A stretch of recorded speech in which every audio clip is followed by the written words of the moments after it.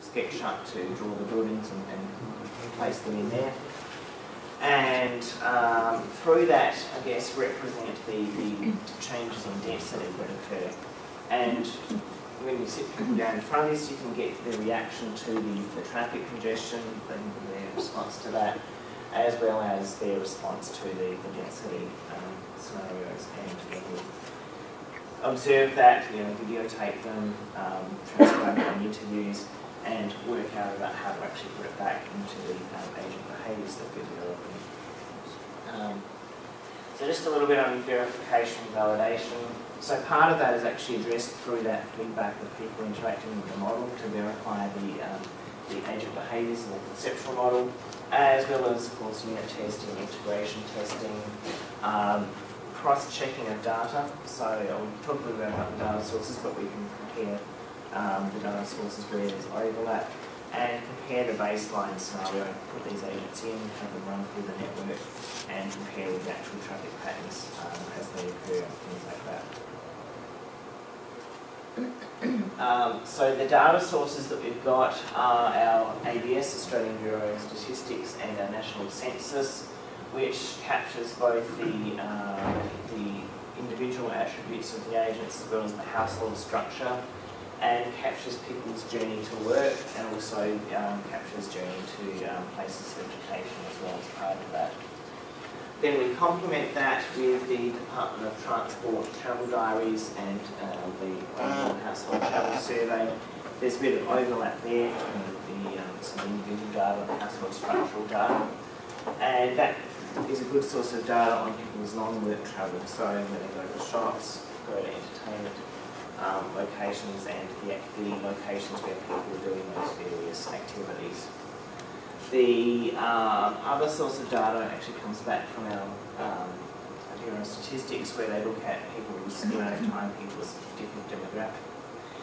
The amount of time people from different demographics are spending in various different activities, from going to restaurants, going to movies, etc. We have done our own survey on livability, so looking at people's perception of their local area and the study area, and also trying to get an understanding of what are some of the push and pull factors that have led people to choose that area as a place to live. That all gets fed into our synthetic population in terms of the agent attributes and behaviours. We've got models for, as I said, for the evolution of that, birthdays and averages.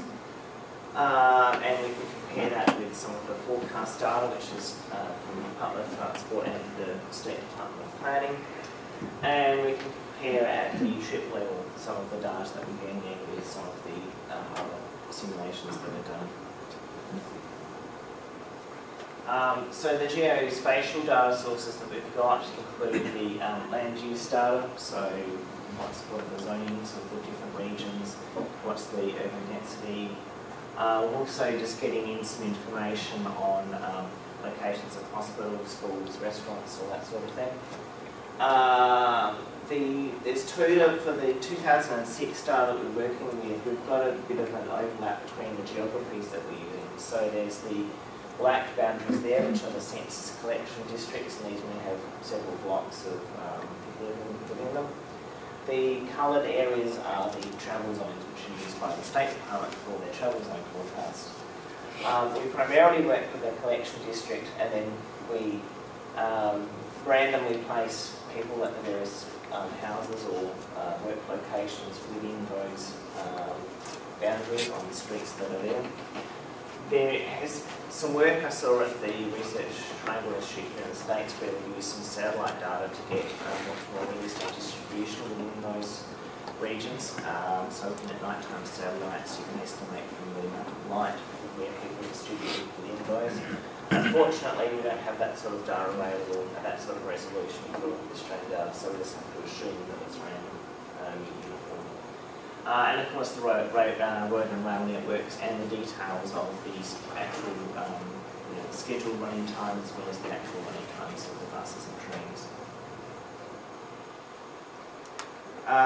The household travel survey and journey to work data covers about 8,500 people in 3,500 households annually, and there's 10 years of electronic records and I think 20 years if you go back through some of the paper records, which we've not doing. Form 1 captures the household structure, which again we've got from the census, so there's some validation possible there. The security of the dwelling, which is actually, they use it for when they actually have to go back and interview people again. They know, whether to expect doorbell or intercom system, etc. We're using that as one of our points of reference on people's perceptions of crimes, because if they're worried about crime, they might have more security, of course. Then the other form is all about their work individual details, their work and study locations, and their full details of all the trips they're making through a 24-hour period. So where they're going, what modes of transport, so they're taking a bus and then a train, etc. And the reasons why they're going to those locations. And then some of our livability research, this is looking at how they're rating these different 6 categories for the area that they're currently living in. We've got some other results looking at their previous area. So the way to read this is basically that, whether it's the very darkest red and very large, well that's 48% of people are listing their home as their #1 factor. And then local transport is fairly significant, and access to work, and then comes neighbourhood services and entertainment as well as priorities there. If you compare this, and again, apologies I haven't got the graph in, but with the previous area, home is still the #1 importance, but there's some flipping of the priorities between neighbourhood, access to work and transport. So there's some sensitivity there in terms of the area and the transport services provided. So there's transportation choice, obviously money and time are really key factors. The time cost will vary from person to person, so if they're from Sydney they may have a different perception of what's a reasonable amount of time to travel compared to someone who's coming from Beijing where you can spend 5 or 6 hours travelling across the whole city, whereas Sydney might take 3 hours. And the other factors, of course, are things like safety and flexibility, which we have a little bit of data on, but not as much. Although the literature that we've been going through suggests that those aren't as important as things like particularly the time cost of travel. There's some interesting research looking at, but this is going back for thousands of years on people's time of travel.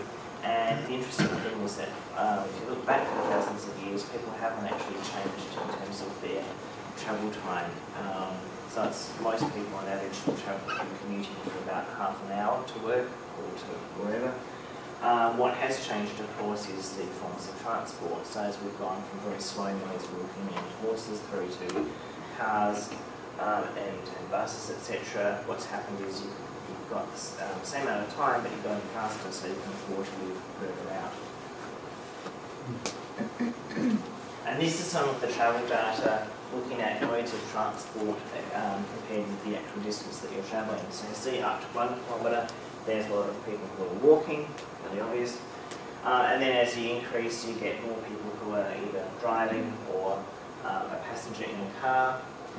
At the sort of 2 to up to 10 kilometre distance, there's a lot of bus usage, purple there. And then for longer distances, people tend to be using Sydney's train network there. So to sort of indicate the construction of the synthetic population, we're taking that census data at the individual level and household level to first get the age, sex, income, and the sorts of different type numbers of different types of households. Then to those people, we add in their typical travel diaries and their travel mode choice behaviours, and then the livability and location choice arguments. And some of the travel in particular is done at the level of individuals, but with some things like at the household level, like sharing of vehicles. Then at the livability and location choice aspects, that's where some of those arguments exist for whole households, as you know, the whole household unit that will be moving. So these next few slides cover a lot of the details. I guess the difference between what we've got and some of the stuff that's done here is that we've got a very complete set of data. There's no gaps very few gaps in the data.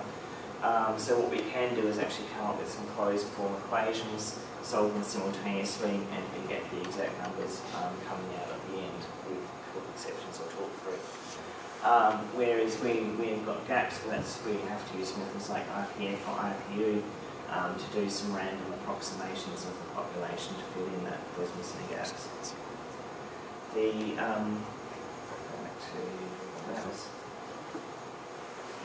So the areas where our population construction method breaks down are areas like that spot there, where there is a jail.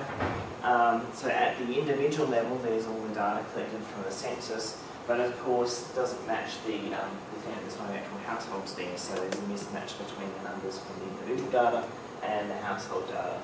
And similarly for areas like Maroubra, which is there, there are there's some hotel accommodation there, and so again there'll be the individual records that are collected from all the tourists, etc., that are staying in that location versus the actual number of households that are there. So capturing some of those transient tourist populations as well. We're currently grappling with do we need to represent them in the model, because we've got obviously a lot of focus on transportation, and particularly not the numbers there, but the numbers of tourists going to the nice beaches there. We do want to worry about that. We've got a little bit of data on modal choice. We can make some assumptions and perhaps collect some data on numbers of people going to the beach or some of the other locations there. So that's where we get the mismatch between the individual and the household tables that we've got. The other area that's problematic is this area here, where we've got the University of New South Wales main campus, and then around there, as you can find here, a lot of student accommodation. And the problem with that for us is that our livability survey has been done via randomly dialing people in that sort of area code or exchange code. With students, of course, they'll have a lot of they may not have a landline, they may just have a cell phone, and the cell phones are all on a completely separate area code for Australia, so it's a 04 area code, is a cell phone in Australia. So because of that, we're missing all of the livability data for most of the student population there. So there are some significant gaps that we'll have to deal with there.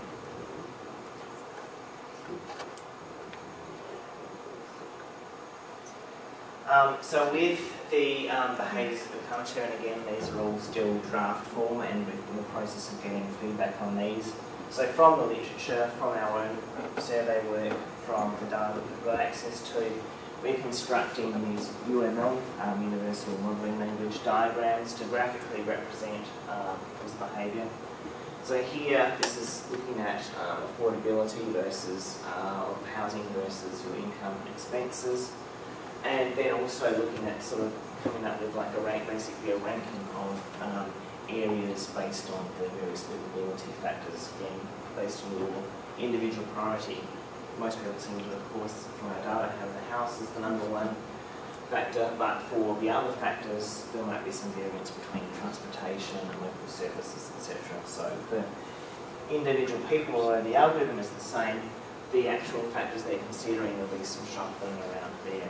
And that's, in effect, what we're doing for a lot of the other behaviours that I haven't shown here, is looking at how do they correspond with whole categories of people. So, double income, no kids household, they may not care about the schooling in the area, versus with kids who start to worry about the schooling in the area. So those are some of the behaviours there. So that's what that's where I've got the presentation. So are there any questions about any of that? With your livability survey, have you found specific demographic portions of the population that rank certain livability aspects